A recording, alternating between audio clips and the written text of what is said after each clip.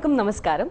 വിശ്വാസപൂർവ്വം മൻസൂർ എന്ന ചിത്രത്തിന്റെ വിശേഷങ്ങളുമായി ഇന്ന് നമ്മളോടൊപ്പം ഉള്ളത് ചിത്രത്തിലെ കേന്ദ്ര കഥാപാത്രം കൈകാര്യം ചെയ്തിരിക്കുന്ന റോഷനും അതോടൊപ്പം തന്നെ മറ്റൊരു വലിയ ക്യാരക്ടർ കൈകാര്യം ചെയ്തിരിക്കുന്ന സൗമ്യയുമാണ്, അതായത് ലിയോണയുമാണ്. നമുക്ക് ഒട്ടും തന്നെ സമയം കളയേണ്ട സിനിമയുടെ വിശേഷങ്ങളിലേക്ക് കിടക്കാം. ആദ്യം അവരെ സ്വാഗതം ചെയ്യാം. അതോടൊപ്പം തന്നെ എല്ലാവർക്കും ഈദ് ആശംസകൾ. ഹായ്. രണ്ടുപേർക്കും ആദ്യം തന്നെ വൺ ടിവിയുടെ on behalf of all cast and crew Eid wishes അറിയിച്ചുകൊണ്ട് നമുക്ക് ഇന്നത്തെ ഷോ സ്റ്റാർട്ട് ചെയ്യാം. ഓക്കെ, ഈദ് മുബാറക്. പറയൂ, എന്തൊക്കെയുണ്ട് വിശേഷങ്ങൾ? യെസ്, അത് തന്നെയാണ് ഒരു വലിയ വിശേഷം. ഓക്കെ, എത്രത്തോളം ഞങ്ങൾ വിശ്വസിച്ചുകൊണ്ടിരിക്കുന്നു ഇപ്പോൾ പ്രൂവ് ചെയ്തുകൊണ്ടിരിക്കുകയാണ്. കാരണം തിയേറ്ററിൽ സക്സസ്ഫുള്ളി റണ്ണിങ് ആണ് മൂവി. ഈ മൂവിയുടെ പേരിൽ ലൈക്ക് ഒരു വിശ്വാസപൂർവ്വം മൻസൂർ എന്ന് പറഞ്ഞൊരു ക്യാരക്ടറാണല്ലോ റോഷൻ ചെയ്യുന്നത്. വിശ്വാസപൂർവ്വം മൻസൂർ എന്ന് പറയുമ്പം ഇപ്പോൾ കാണാത്ത ഒരുപാട് പ്രേക്ഷകരുണ്ടായിരിക്കും. അവർക്ക് വേണ്ടി ക്യാരക്ടറിനെ കുറിച്ച് ഒരു ചെറിയ ബ്രീഫിംഗ് തരാൻ പറ്റുമോ? ഓക്കെ, മൻസൂർ ഒരു 27-28 വയസ്സുള്ള തലശ്ശേരിയിലെ മാളിയേക്കൽ തറവാട്ടിൽ താമസിക്കുന്ന ഒരു ചെറുപ്പക്കാരനാണ്. മൻസൂറിന്റെ ഉമ്മയും കൂടെയാണ് ഈ തറവാട്ടിൽ താമസിക്കുന്നത്. കോളേജില് അത്യാവശ്യം എല്ലാ കാര്യങ്ങളിലും ആക്റ്റീവ് ആയിരുന്ന ഒരു പയ്യനാണ്. പൊളിറ്റിക്കലി ഭയങ്കര ചാർജ്ഡ് ആയിരുന്ന ഒരാളാണ്. ഇയാളിപ്പോ ഒരു സിനിമ എടുക്കാനുള്ള ഒരു തന്ത്രപ്പാടിലാണ്. ഒരു സിനിമ എഴുതി അത് ഡയറക്റ്റ് ചെയ്യണം. അപ്പൊ അതിനു വേണ്ടിയിട്ടുള്ള കാര്യങ്ങൾ ശരിയാക്കാൻ വേണ്ടി കുറച്ച് കാലങ്ങളായിട്ട് വീട്ടിൽ തന്നെ താമസിച്ച് ഇതിന്റെ കാര്യങ്ങൾ നോക്കിക്കൊണ്ടിരിക്കുന്ന അതൊരു വലിയ ഡ്രീമാണ് മൻസൂറിന്. അതാണ് മൻസൂറിന്റെ വലിയ ഡ്രീം. വളരെ മെച്യൂർ ആയിട്ടുള്ള ഒരാളാണ്. അത് മൻസൂറിന്റെ ചിന്തയിലും മൻസൂർ സംസാരിക്കുന്ന രീതിയിലും പറയുന്ന കാര്യങ്ങളിലും ഒക്കെ ഈ ഒരു ഡെപ്ത് ഓഫ് തോട്ട് നമുക്കറിയാം. ചിന്തിക്കുന്ന കാര്യങ്ങൾ അത് കറക്റ്റ് ആയിട്ടുള്ള വാക്കുകളിൽ നല്ല ഭംഗിയായിട്ട് പറയാൻ കഴിവുള്ള ഒരാളാണ്. അച്ഛനില്ലാതെ വളർന്ന ഒരു കുട്ടിയാണ്. അതിന്റെ ഒരു മെച്യൂരിറ്റി ഉണ്ട്, പ്രായത്തിൽ കവിഞ്ഞ മെച്യൂരിറ്റി ഉള്ള ഒരു. അത് മാത്രമല്ല അമ്മയായിട്ട് വളരെയധികം അറ്റാച്ച്ഡും കൂടിയാണ്. അമ്മയായിട്ട് വളരെ ക്ലോസ് ആണ്. മൻസൂറിന്റെ ഉമ്മ ഫാത്തിമയും ഒരുമിച്ച് അവരുടെ ചെറിയൊരു ലോകം എന്നുള്ള രീതിയിലാണ് ഈ തറവാട്ടിൽ താമസിക്കുന്നത്. ലിയോണ, പറയൂ, എന്തായിരുന്നു ഈ ഒരു മൂവിയിലെ ക്യാരക്ടർ എന്തായിരുന്നു and how good it was for you?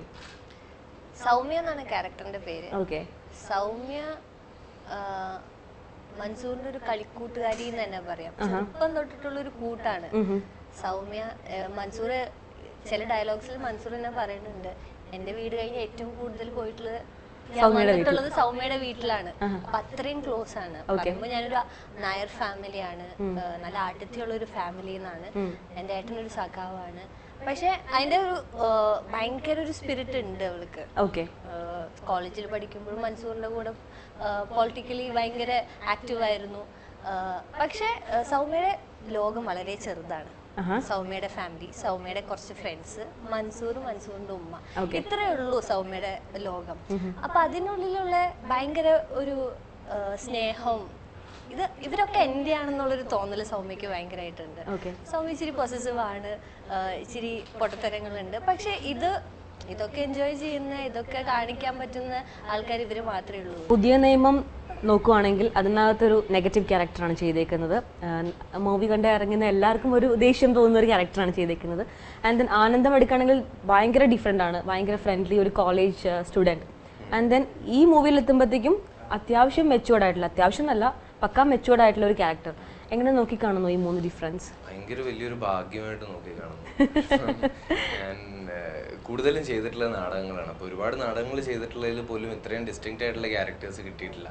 ഈ ചെയ്തിട്ടുള്ള 5-6 സിനിമയ്ക്കുള്ളിൽ തന്നെ ഇത്രയും തമ്മിൽ വ്യത്യാസമുള്ള 3 ക്യാരക്ടേഴ്സ് ചെയ്യാൻ പറ്റിയത് വലിയ ഭാഗ്യം തന്നെ. പ്രത്യേകിച്ചും ആനന്ദം കഴിഞ്ഞ്, കാരണം ആനന്ദം കഴിഞ്ഞിട്ടാണ് എനിക്ക് ആദ്യമായിട്ട് ഇങ്ങോട്ട് വർക്ക് വന്നു തുടങ്ങിയത്. ഒരു മൂവി ഓഫർ ആയാലും അതിപ്പം ലീഡ് റോളിലേക്ക് പോലും ആദ്യമായിട്ട് ഇങ്ങോട്ട് ആൾക്കാർ അപ്രോച്ച് ചെയ്ത് ഞങ്ങൾക്ക് വേണം, റോഷനെ വേണം എന്നുള്ളൊരു സംഭവം നടന്നപ്പോഴൊക്കെ ഞാൻ ഒരുപാട് ആഗ്രഹിച്ചത് ആനന്ദത്തിലെ ഗൗതം എന്നുള്ള ക്യാരക്ടർ കണ്ടിട്ടാണ് ഒബ്വിയസ്ലി ഈ മൂവീസ് എല്ലാം വരുന്നത്. പിന്നെ അടുത്തത് ഗൗതമിന്റെ തന്നെ വേറൊരു വേർഷൻ ആവരുതെന്നൊരു ആഗ്രഹം ഉണ്ടായിരുന്നു. അതുകൊണ്ട് തന്നെയാണ് ഒരുപാട് ആലോചിച്ച് ഒരുപാട് സ്ക്രിപ്റ്റുകൾ വായിച്ചു നോക്കി അങ്ങനെ ഇരുന്നപ്പോഴാണ് മൻസൂർ വരുന്നത്.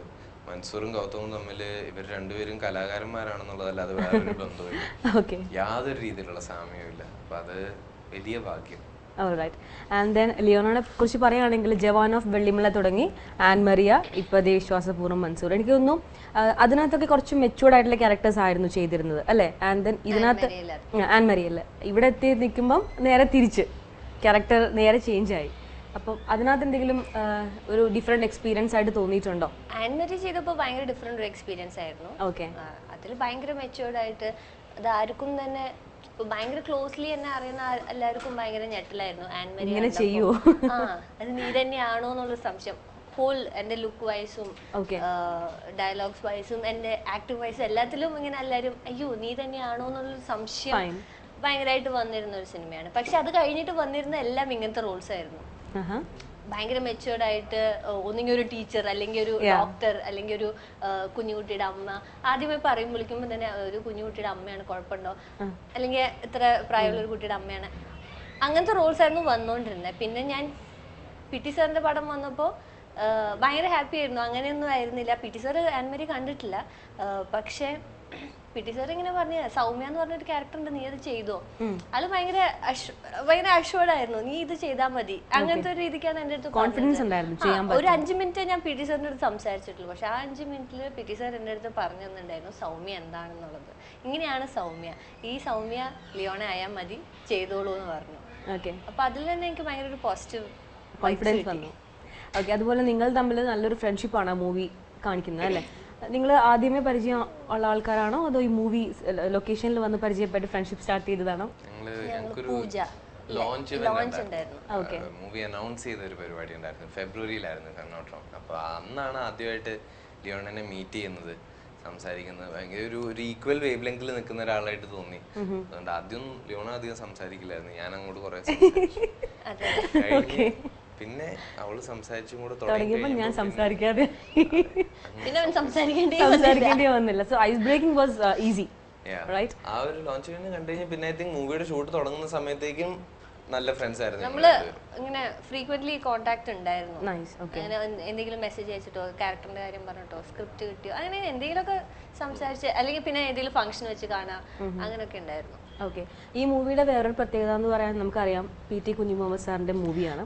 അതൊരു വലിയ ഭാഗ്യമാണ് അല്ലേ ആർട്ടിസ്റ്റുകളെയൊക്കെ സംബന്ധിച്ച്, അത്രയും വലിയൊരു മൂവിയിൽ അഭിനയിക്കാൻ പറ്റുക എന്ന് പറയുന്നത്. പിന്നെ നിങ്ങളുടെ കൂടെ അഭിനയിച്ചിരിക്കുന്ന ആൾക്കാരാണെങ്കിലും ഇപ്പോൾ ആശാ ശരത് മാം ആണെങ്കിലും അല്ലെങ്കിൽ സെറീന മാം ആണെങ്കിലും ഒക്കെ വളരെ ടാലന്റഡ് ആയിട്ടുള്ള എക്സ്പീരിയൻസ് ആയിട്ടുള്ള ആർട്ടിസ്റ്റാണ്. സോ നിങ്ങളുടെ ഒരു എക്സ്പീരിയൻസ് റോഷൻ അമ്മ ആയിട്ട് ശരത് അല്ലേ, അപ്പൊ എങ്ങനെയുണ്ടായിരുന്നു ആ ഒരു ഒരുമിച്ചുള്ള ഒരു വർക്ക് അല്ലെങ്കിൽ ആ ഒരു എക്സ്പീരിയൻസ് എങ്ങനെയുണ്ടായിരുന്നു? ഭയങ്കര സന്തോഷമുള്ളൊരു എക്സ്പീരിയൻസ് ആയിരുന്നു. ആശേച്ചി ഭയങ്കര ബ്രൈറ്റ് ആണ്. ഇവർ രണ്ടുപേരും ഭയങ്കരമായിട്ട് പോസിറ്റിവിറ്റി ഇങ്ങനെ റേഡിയേറ്റ് ചെയ്യുന്ന ആൾക്കാരാണ്. ഭയങ്കര ചിയർഫുൾ ആണ് രണ്ടുപേരും. നമ്മള് എതിര് ഭയങ്കര സീനിയർ ആയിട്ടുള്ള ഒരു ആക്ടറിനോട് വർക്ക് ചെയ്യുമ്പോഴത്തേക്കും നമ്മൾ ആദ്യം പ്രതീക്ഷിക്കുന്നത് ഇത്തിരി ഗൗരവമൊക്കെ ആയിരിക്കും, അധികം സംസാരിക്കത്തൊന്നുമില്ല, തമാശ ചിരികളി ഒന്നും എന്തായാലും ഉണ്ടാവില്ല. ഇതൊക്കെയായിരുന്നു ഏറ്റവും കൂടുതൽ ഉണ്ടായിരുന്നത് അവിടെ. അപ്പൊ അങ്ങനെ ഒരിക്കലും എനിക്കൊരു ഹൈറാർക്കി ഡിഫറൻസ് തോന്നിയില്ല. ഒരു സീൻ ആശേച്ചി ഞാനുമായിട്ട് ഒരുപാട് സീനുകളുണ്ട്. അപ്പോൾ ഒരു സീൻ വർക്ക് ചെയ്യുമ്പോൾ പോലും എനിക്ക് പറയാനുള്ളൊരു കാര്യം പറയാൻ പറ്റാത്തൊരവസ്ഥ ഒരിക്കലും ഉണ്ടായില്ല. ഭയങ്കര കൂളാണ്, ഭയങ്കര ഓപ്പൺ ആയിട്ട് ഫ്രീ ആയിട്ട് വർക്ക് ചെയ്യാൻ പറ്റി. അതുകൊണ്ട് തന്നെ സീൻസ് നല്ല കംഫർട്ടബിൾ ആയിട്ട് പോയി. പിന്നെ ചിലതൊക്കെ ഭയങ്കര കട്ടിയുള്ള സീൻസ് ആയിരുന്നു, നമ്മൾ പറയുന്ന കാര്യങ്ങളും ഇമോഷണലി ഭയങ്കര ഹെവി ആയിട്ടുള്ള ചില സീൻസ് ഉണ്ടായിരുന്നു. അപ്പോൾ ഈ ഒരു ലെവൽ ഓഫ് കംഫർട്ട് ഇല്ലെങ്കിൽ ഭയങ്കര ബുദ്ധിമുട്ടാണ് ചെയ്യാൻ. അത് ഭാഗ്യവശാൽ ആദ്യത്തെ ദിവസം ആശിച്ച് വന്നപ്പോൾ മുതലേ, അല്ലെങ്കിൽ സെറീന മാം ആദ്യം വന്നപ്പോൾ മുതലേ ഉണ്ടായിരുന്നു. സെറീന മാമുമായിട്ട് എനിക്ക് പേഴ്സണലി ഞങ്ങൾ രണ്ടുപേരും മാത്രമായിട്ടുള്ള സീൻസ് ഇല്ല. പക്ഷെ സെറീന മാമിൻ്റെയും വർക്കിംഗ് സ്റ്റൈൽ കണ്ട് ഒരുപാട് ബഹുമാനം തോന്നി. പിന്നെ generally like to be around ഭയങ്കര നല്ലൊരാളാണ്. I mean as a starter അല്ലെങ്കിൽ ഫ്രഷർ എന്ന രീതിയിൽ നമുക്ക് ഒരുപാട് കാര്യങ്ങൾ പഠിക്കാനൊക്കെ പറ്റുമെന്ന് പറയാറുണ്ട്. ഉറപ്പായിട്ടും നമുക്ക് ഈ എല്ലാവരും പറഞ്ഞു കേട്ടിട്ടുണ്ട് ഇങ്ങനെ ഇവരെയൊക്കെ കണ്ടുപിടിക്കണം. പക്ഷെ സെറീന മാമിനെ കണ്ടു കഴിഞ്ഞാൽ നമുക്ക് പഠിക്കാനൊന്നും പറ്റില്ല, കണ്ടിട്ട് എങ്ങനെ, കാരണം മാം റിഹേഴ്സ് ചെയ്യത്തില്ല. പക്ഷെ ഒരു ക്ലോസ് ഷോട്ട് സെറ്റ് ചെയ്ത് കഴിഞ്ഞാൽ 99% ടൈം എനിക്ക് ഓർമ്മയുള്ളിടത്തോളം മാമിന്റെ ക്ലോസുകളെല്ലാം ഫസ്റ്റ് ടേക്ക് ഓക്കെയാണ്.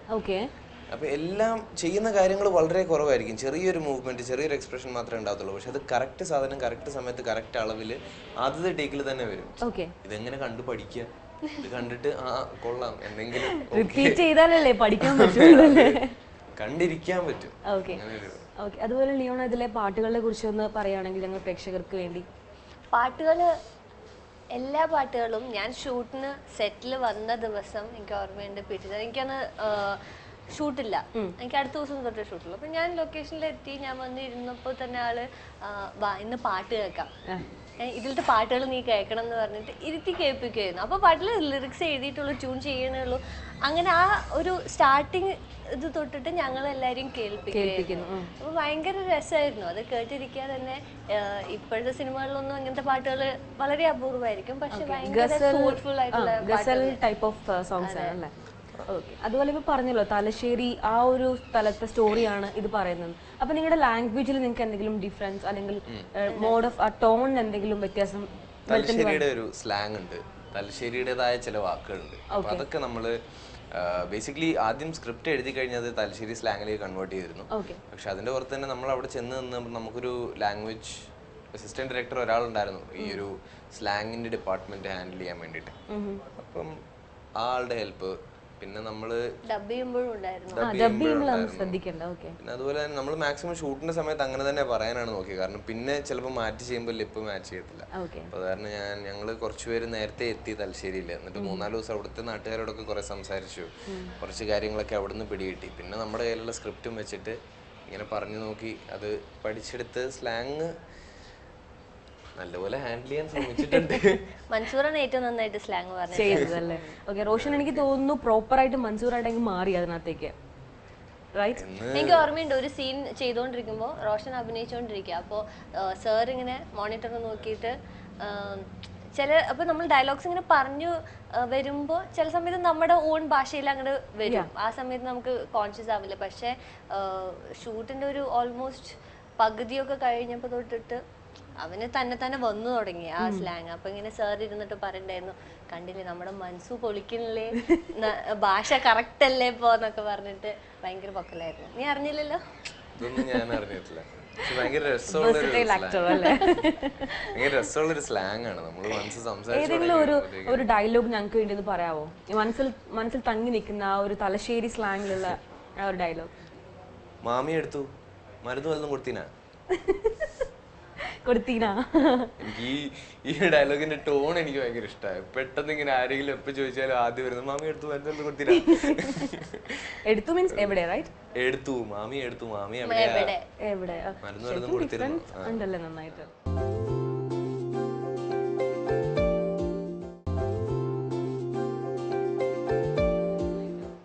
ഓക്കെ. അതുപോലെ ഇപ്പം നമ്മൾ കുഞ്ഞു മുഹമ്മദ് സാറിന്റെ മൂവീസ് എടുത്ത് നോക്കുകയാണെങ്കിൽ ഗർഷോം അല്ലെങ്കിൽ പരദേശി, ആ മൂവീസ് ഒക്കെ എടുത്ത് നോക്കുമ്പോൾ ആ ഒരു മുസ്ലിം ടച്ചും ആ ഒരു അങ്ങനത്തെ ഒരു ബേസുള്ള മൂവി തന്നെയാണല്ലോ വിശ്വാസപൂർവ്വം മൻസൂർ. പക്ഷെ എന്തെല്ലാം എലമെന്റ്സ് ആണ് ഈ മൂവിയെ വ്യത്യസ്തമാക്കുന്നത്? PT സാറിന്റെ സാധാരണ പടങ്ങളിൽ കാണാത്ത മൻസൂറിൽ നിറഞ്ഞു നിൽക്കുന്ന ഏറ്റവും വലിയ എലമെന്റ് എന്ന് വെച്ചാൽ ചെറുപ്പക്കാരായ വലിയ എക്സ്പീരിയൻസ്ഡ് അല്ലാത്ത ഞങ്ങൾ 3 പേര് ഒരിക്കലും പ്രതീക്ഷിച്ചില്ല. ഞാൻ വീഡിയോ കുഞ്ഞുമുഹമ്മദ് സാർ ഒരു പടത്തിന് വിളിക്കുമെന്ന് ഒരിക്കലും വിചാരിച്ചില്ല. അതുപോലെ തന്നെ പ്രയാഗമായിട്ട് സംസാരിക്കുമ്പോഴും അറിയാം, ലിയോണ ഞങ്ങളാരും ഒരിക്കലും വിചാരിച്ചില്ല ഇങ്ങനൊരു ടീമിനോട് വർക്ക് ചെയ്യാൻ പറ്റുമെന്ന്. പിന്നെ എനിക്ക് തോന്നുന്നു സാറിന്റെ മറ്റു പടങ്ങളെക്കാട്ടിലും കുറച്ചും കൂടെ സ്നാപ്പി ആയിട്ട് മൂവ് ചെയ്യുന്നൊരു പടം. അതായത് പെട്ടെന്ന് കാര്യങ്ങൾ സംഭവിക്കും. നമ്മുടെ ലൈഫിൽ നമ്മൾ കാണുന്ന ഒരു പേസിലാണ് ഈ പടം നീങ്ങുന്നത്. ഒരിക്കലും നമുക്കൊരു സമയത്ത് പോലും ഒരു കാര്യത്തിന് ആവശ്യത്തിലധികം സമയം കൊടുത്തു എന്നുള്ളൊരു തോന്നല് ചിലപ്പോൾ കുറച്ചുകൂടെ ഇപ്പൊ മഗ്രീബും കർഷവും എടുക്കുന്ന സമയത്തെ പടങ്ങളുടെ പേസ് അല്ല ഇപ്പോഴത്തെ സിനിമകൾക്ക്. അപ്പൊ അതൊക്കെ കാരണം ചിലപ്പോൾ സാർ കുറച്ചുകൂടെ മാറ്റിയതാവും. പിന്നെ സാറിന്റെ 2 പടങ്ങൾ തമ്മിൽ ഒരിക്കലും അങ്ങനെ അധികം സാമ്യം ഉണ്ടാവില്ല. കാരണം ഭയങ്കരമായിട്ട് കൊളാബറേറ്റ് ചെയ്ത് വർക്ക് ചെയ്യുന്ന ഒരു ഡയറക്ടറാണ് PT സാർ. അപ്പോൾ സാറും MJ രാധാകൃഷ്ണൻ സാറുമായിട്ടുള്ള കൊളാബറേഷൻ നമുക്ക് സെറ്റിൽ ചെന്ന് കഴിയുമ്പോഴത്തേക്കിനും കാണാം. അവര് ഒരിക്കലും ഒരു ഡിസിഷൻ എടുക്കുന്നത് ഒരാൾ മാത്രമായിട്ടല്ല. അതേപോലെ തന്നെ ഞങ്ങൾ ആക്ടേഴ്സ്, ഇപ്പം ഞങ്ങൾ ചെറുപ്പക്കാരായ ആക്ടേഴ്സ് പോലും നമുക്കൊരു സജഷൻ ഉണ്ട്, അല്ലെങ്കിൽ ഇത് ഇങ്ങനൊന്ന് ചെയ്തു നോക്കണം എന്നൊരു ആഗ്രഹം ഉണ്ടെങ്കിൽ അതിനുള്ള റൂമുണ്ട് അവിടെ. ഒരുപാട് ഡിസ്കഷൻസ് ഉണ്ടായിട്ടുണ്ട് PT ആയിട്ട് ഞങ്ങളുടെ എല്ലാവരുടെയും. എല്ലാം നമ്മുടെ രീതിക്ക് ആവണമെന്നില്ല, പക്ഷെ എല്ലാം സാറിന്റെ രീതിക്കും അല്ല. അപ്പൊ അങ്ങനെ എല്ലാവരുമായിട്ടും കൊളാബറേറ്റ് ചെയ്യുന്ന ഒരു ഡയറക്ടറിന്റെ 2 സിനിമകൾ ഒരിക്കലും ഒരേപോലെ നിൽക്കില്ല. ഇതിനകത്ത് ഞങ്ങൾ എല്ലാവരുടെയും ഓരോ ഭാഗങ്ങളുണ്ട്. ആഷ് ചേച്ചി ഫാത്തിബി ചെയ്ത രീതി ആയിരുന്നില്ല ഞാൻ കഥ ആദ്യം വായിക്കുമ്പോൾ ഞാൻ മനസ്സിൽ കണ്ട ഫാത്തിബി. അതിനെക്കാട്ടിലും ഒരുപാട് നല്ലതായിട്ടാണ് ആഷ് ചേച്ചി ചെയ്തപ്പോൾ വന്നത്. അത് വേറൊരാൾ ചെയ്യുമ്പോഴത്തേക്കിനും അതും ആയിരിക്കില്ല, വേറൊരു വേർഷൻ ആയിരിക്കും. ആക്ച്വലി ഈ ഫ്രീഡം ടു കോൺട്രിബ്യൂട്ട് എന്ന് പറയുന്നത് വലിയൊരു കാര്യമാണല്ലേ, എസ്പെഷ്യലി ഈ മൂവീസ് ആൻഡ് ഓൾ. ഒരു ഡയറക്ടർ നോക്കി കാണുന്ന ആ ഒരു പോയിന്റ് ഓഫ് വ്യൂവിൽ തന്നെ വരണം എന്നുള്ളതിനേക്കാളും നിങ്ങൾക്ക് നിങ്ങളുടെ കോൺട്രിബ്യൂഷൻസ് വെച്ച് ആ ഒരു ഫ്രീഡത്തിൽ വർക്ക് ചെയ്യുമ്പോൾ you are lucky enough, right? മൊത്തത്തിൽ നമുക്കൊരു കംഫർട്ട് ഉണ്ടാവും. അപ്പോൾ ഇവിടെ ഞാൻ ചെയ്യുന്നതും ഞാൻ ചെയ്യുന്നത് എന്തൊക്കെയോ ശരിയുണ്ട് എന്നുള്ളൊരു തോന്നൽ വന്നു കഴിയുമ്പോഴത്തേക്കിനും ഉള്ള ആ ഒരു കോൺഫിഡൻസും നമുക്ക് കുറച്ചുകൂടെ നന്നായിട്ട് പെർഫോം ചെയ്യാൻ പറ്റും. എല്ലാം ഒരാള് ഒരു ഡയറക്ടർ പറഞ്ഞു തരുന്ന രീതിയിൽ മാത്രം ചെയ്തുകൊണ്ടിരിക്കുമ്പോഴത്തേക്കിനും നമുക്ക്, എനിക്ക് സത്യം പറഞ്ഞാൽ മൻസൂറിനെ പറ്റി വലിയ ധാരണയൊന്നുമില്ല, പിന്നെ ഡയറക്ടർ ഉള്ളത് കൊണ്ട് ചെയ്തു പോകുന്നു. അപ്പൊ ആ ഒരു പെർഫോമൻസിലും എനിക്ക് മൻസൂർ ആരാണെന്ന് അറിയാവുന്ന രീതിയിൽ പെർഫോം ചെയ്യുമ്പോഴുള്ള ഡിഫറൻസ് ഉണ്ടാവും. റൈറ്റ്. അപ്പോൾ ഇതൊക്കെയാണ് നമ്മുടെ മൂവിയുടെ വിശേഷങ്ങൾ. ഇനി നമുക്ക് കുറച്ച് പേഴ്സണൽ കാര്യങ്ങളൊക്കെ അറിയാം. ഇതൊക്കെയല്ലേ നല്ല ചിക്കൻ ബിരിയാണി ഒക്കെ കഴിച്ചിങ്ങനെ എങ്ങനെയാണ് നോർമലി ഈ സെലിബ്രേഷൻസ് ഒക്കെ ആഘോഷിക്കാറ്? എങ്ങനെയാണ് ലിയോണ വീട്ടിലാണെങ്കിൽ എന്ത് ചെയ്യും? ഈദിന് നല്ല സെലിബ്രേഷൻസ് ഒക്കെ ആണെങ്കിൽ നമ്മൾ ഫുഡ് കഴിക്കും. ഫുഡ് മെയിൻ പാർട്ടാണ്, അല്ലാണ്ടൊന്നുമില്ല. ഫുഡ് അല്ലാതെ പിന്നെ ഒരു ഫാമിലി ഗെറ്റ് ടുഗെദർ മാതിരിയാണ്. എന്ത് സെലിബ്രേഷൻ ആയാലും മിക്കപ്പോഴും ഹോളിഡേയ്സ് ആയിരിക്കും. കസിൻസ് എല്ലാരും വരും വീട്ടില്, അമ്മമ്മ, അച്ഛൻ. ഭയങ്കര ടോക്കറ്റീവ് പേഴ്സൺ ആണോ അതോ കാമൻ ക്വയറ്റ് ആണോ? അല്ലല്ല, ഭയങ്കര കാമൻ ക്വയറ്റ്. കാരണം മൂവീസിലൊക്കെ കണ്ടിട്ട് എനിക്ക് എന്റെ ഒരു ധാരണയുണ്ട്, Leona she's a very matured person. അങ്ങനെയാണ് എന്റെ ഒരു ധാരണ. Leona is a good actor, അങ്ങനെയാണ് വിചാരിച്ചത്. Of course she is. Yeah, ഒട്ടും കാമൻ ക്വയറ്റ് അല്ല. ഞാൻ ഭയങ്കര കാമാണ് കേട്ടോ. സീരിയസ്ലി ഇതൊരു 4 പ്രാവശ്യം പറഞ്ഞുകൊണ്ടിരിക്കുന്നത് തീർത്തും കാമല്ലാത്ത ആൾക്കാർ മാത്രമാണ്. And coming back to Roshan. Roshan ഇപ്പം നാടകം ചെയ്യുന്നുണ്ടോ അതോ? നാടകം ചെയ്യുന്നുണ്ട്. നാടകം ഇപ്പൊ ഒരു മലയാള നാടകം വർക്ക് ചെയ്തുകൊണ്ടിരിക്കുകയാണ്. ബോംബെയിലായിരുന്നപ്പോൾ ചെയ്തുകൊണ്ടിരുന്ന നാടകങ്ങളുടെ ഷോസ് ഇപ്പൊ ഉണ്ടാവാറുണ്ട് ഇടയ്ക്കിടയ്ക്ക്. അപ്പൊ ഒക്കെ അവിടെ ചെല്ലും, അത് ചെയ്യും. ചെന്നൈയിൽ ഞാൻ പണ്ട് വർക്ക് ചെയ്തിരുന്ന ഗ്രൂപ്പുകളുമായിട്ട് ഇപ്പൊ കൊളാബറേറ്റ് ചെയ്യുന്നുണ്ട്. അപ്പൊ നാടകം ഉണ്ട്, അതിങ്ങനെ പോകുന്നു. അതില്ലാണ്ടായി കഴിഞ്ഞാല് ഭയങ്കര ഒരു ശ്വാസം മുട്ടലാണ് ലൈഫിൽ. എന്തോ വലിയൊരു സാധനം ഇല്ലാണ്ടായ ഒരു തോന്നല് വരും, അത് കളയാൻ പറ്റില്ല. ഇപ്പം മൂവീസ് വരുന്നുണ്ട്, നിർത്താണ്ട് കുറച്ച് കാലമായിട്ട് ഇങ്ങനെ വർക്ക് വരുന്നുണ്ട്. അപ്പൊ ആ ഒരു സന്തോഷത്തിൽ ഇങ്ങനെ കുറച്ചു കാലം അടുപ്പിച്ച് കുറെ കൊല്ലങ്ങൾ കൂടിയിട്ട് നാട്ടിൽ നിന്നു. നേരത്തെ പറഞ്ഞതുപോലെ സെലിബ്രേഷൻസ് ഒക്കെ കുറെ കാലം കൂടിയിട്ടാണ് വീട്ടിൽ ആഘോഷിക്കാൻ പറ്റുന്നത്. അല്ലാത്തപ്പോ എപ്പോഴും ഒന്ന് ഞാൻ ചെന്നൈയിലല്ലേ, ഞാൻ ബോംബെയില്, ചേച്ചി ബാംഗ്ലൂർ, അങ്ങനെ എല്ലാവരും പലയിടത്താണ്. ഇപ്പം വീട്ടിലുണ്ട്. അതൊരു ഭാഗ്യം അല്ലേ? വലിയ ഭാഗ്യം. ഓക്കെ, ഞാൻ ഈ നാടകം കണ്ടിന്യൂസ് ചെയ്യുന്നു എന്ന് പറയുന്നതുകൊണ്ട് ചോദിക്കുകയാണ്, നാടകത്തിലുള്ള ഡയലോഗ്സും മൂവിയിലുള്ള ഡയലോഗ്സും ഇറ്റ്സ് എൻറ്റയർലി ഡിഫറെൻറ്റ് എന്ന് ഞാൻ പറഞ്ഞു കേട്ടിട്ടുണ്ട്. നാടകത്തിലുള്ളത് കുറച്ചും കൂടി എഴുതി വെച്ച പോലെയൊക്കെ നമ്മൾ പറയേണ്ടി വരും എന്നൊക്കെ കേട്ടിട്ടുണ്ട്. മൂവിയിൽ you can be little more flexible. അങ്ങനൊന്നുമില്ല. നമുക്ക് ഓക്കെ, ഒരു മൂവി ആണെങ്കിൽ ഏകദേശം നമ്മൾ ഡബ് ചെയ്യുന്ന ഒരു മൂവി അല്ലെങ്കിൽ സിംഗ് സൗണ്ട് ചെയ്യുന്ന ഒരു മൂവി ആണെങ്കിൽ പോലും നമുക്ക് കുറച്ചുകൂടെ ലെവൽ ഓഫ് കംഫർട്ട് ഉണ്ട് ഡയലോഗ്സിനെ സംബന്ധിച്ചിടത്തോളം. ഇപ്പൊ ഞാൻ ലിയോണോയായിട്ടിരുന്ന് സംസാരിക്കുന്ന ഒരു സീൻ ആണെങ്കിൽ ഞാൻ ലിയോണോയോട് ഇവിടെ ഇരുന്ന് ഈ ഡിസ്റ്റൻസിൽ സംസാരിക്കാൻ പോകുന്ന വോളിയത്തിൽ തന്നെ എനിക്ക് ആ സീൻ ചെയ്യാം. നാടകത്തിൽ ഒരു 500-800 പേര് അത് കാണുന്നുണ്ടെങ്കിൽ ഞാൻ ആ വോളിയത്തിൽ ചെയ്ത് അതിൽ നിന്നൊരു 10 പേർക്ക് അത് കാണാൻ പറ്റുള്ളൂ. നമ്മൾ മൈക്ക് യൂസ് ചെയ്യാറില്ല യൂഷ്വലി നാടകങ്ങൾക്ക്.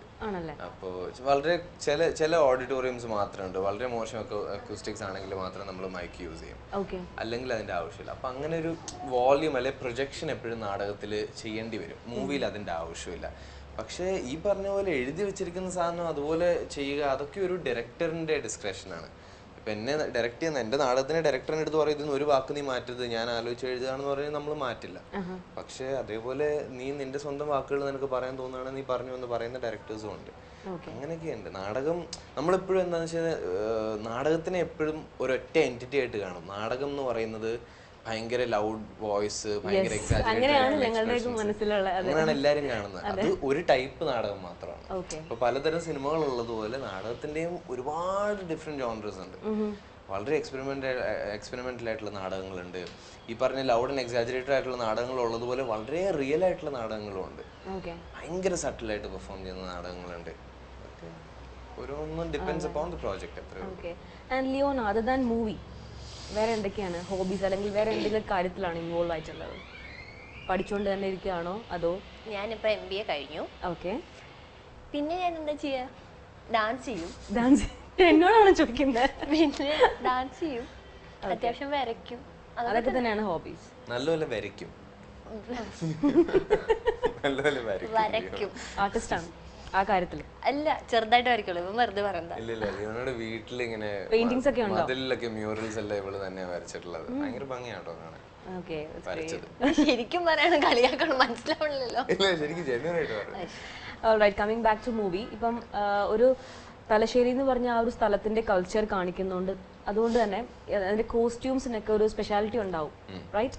അപ്പൊ ഈ ഒരു മൂവിയുടെ കാസ്റ്റ് ആൻഡ് ക്രൂവിനെ കുറിച്ച് പറയുകയാണെങ്കിൽ എസ്പെഷ്യലി കോസ്റ്റ്യൂംസ് അല്ലെങ്കിൽ ആർട്ട്, അതിനെ കുറിച്ചൊക്കെ എന്താണ് പറയാനുള്ളത്? വളരെ നല്ലൊരു ഫ്ലേവർ ഉള്ള മൂവിയായിരുന്നു വിശ്വാസപൂർവ്വം മൻസൂർ. തലശ്ശേരിയുടെ ഫ്ലേവർ, അതിലുള്ള കഥാപാത്രങ്ങൾ എല്ലാവരും ഒരേ ടൈപ്പ് ആൾക്കാരില്ല. കുറച്ച് മുസ്ലിങ്ങളുണ്ട്, കുറച്ച് ഹിന്ദുക്കളുണ്ട്. അവരുടെയൊക്കെ ചിന്ത കാരണവും അവര് ചിലർ ഭയങ്കര കോമ്യൂണിസ്റ്റ് ആയത് കാരണം അവരുടെ റിലീജിയനോ അവരുടെ വസ്ത്രധാരണമായിട്ട് ഒരു ബന്ധവുമില്ല. അപ്പം അങ്ങനെയൊക്കെ വളരെ നല്ല ഫ്ലേവറുള്ള ക്യാരക്ടേഴ്സ് ആയിരുന്നു. ഇവർക്ക് എല്ലാവർക്കും ഉള്ള കോസ്റ്റ്യൂംസ് ഭയങ്കര ആപ്റ്റായിട്ട് ഡിസൈൻ ചെയ്തതായിട്ട് എനിക്ക് പേഴ്സണലി ഫീൽ ചെയ്തത്. ഷിൽക്ക ആയിരുന്നു ഞങ്ങളുടെ കോസ്റ്റ്യൂം ഡിസൈനർ. ഷിൽക്കയുടെ ഫസ്റ്റ് മൂവിയാണ്. അപ്പോൾ അഗൈൻ PT സാറിന് നല്ലൊരു രീതിയിലുള്ള ഇൻപുട്ട് ഉണ്ടായിരുന്നു. അവർ രണ്ടുപേരും തമ്മിലുള്ള വളരെ നല്ലൊരു കൊളാബറേഷൻ ഉണ്ടായിരുന്നു. നമ്മൾ ഇടുന്ന ഇപ്പം ഫാത്തിബയുടെ കോസ്റ്റ്യൂംസ് എനിക്ക് പേഴ്സണലി ഭയങ്കര ഇഷ്ടമായി.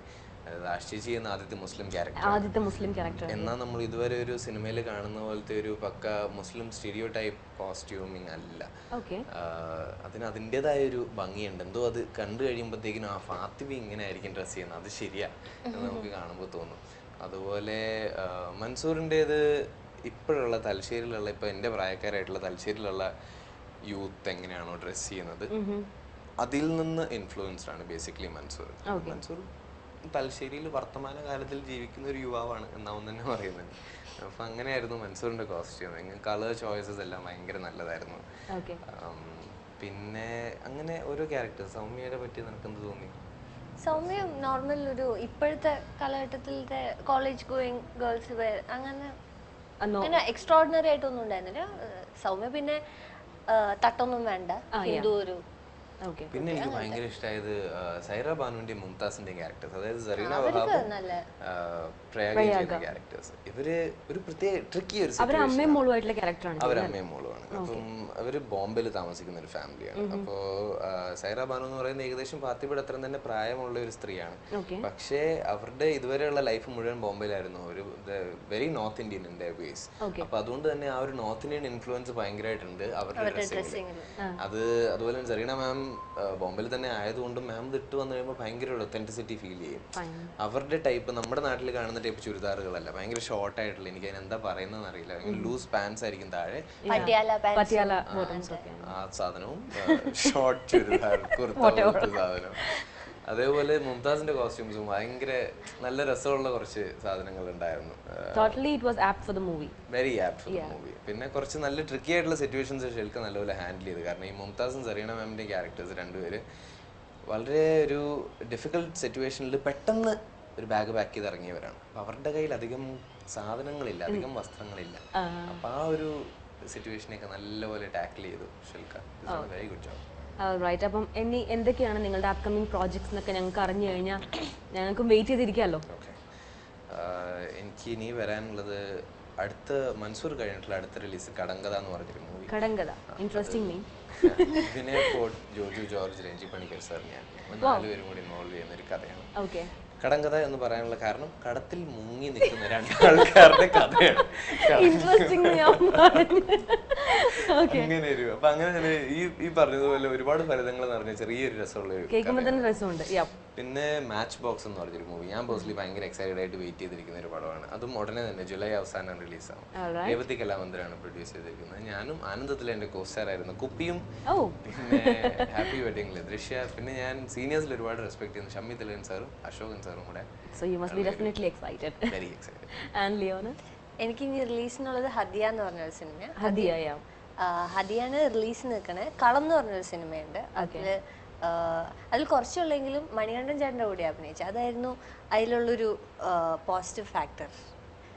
അതും പിന്നെ ഇനി ചെയ്യാൻ പോണത് മായാനദി. ഓക്കെ. അപ്പോൾ എന്തായാലും മൻസൂർ 100 days ഓടട്ടെ എന്ന് ഞാൻ ആഗ്രഹിക്കുന്നു, പ്രാർത്ഥിക്കുന്നു. ആൻഡ് ഈ ഒരു പെരുന്നാൾ നിങ്ങൾക്ക് ഒരുപാട് സന്തോഷവും അനുഗ്രഹങ്ങളും ഒക്കെ തരട്ടെ എന്നും കൂടെ പ്രാർത്ഥിക്കുകയാണ്. And thank you very much for your time. Thanks a lot. And wish you both a very great future. Thank you. Thank you very much.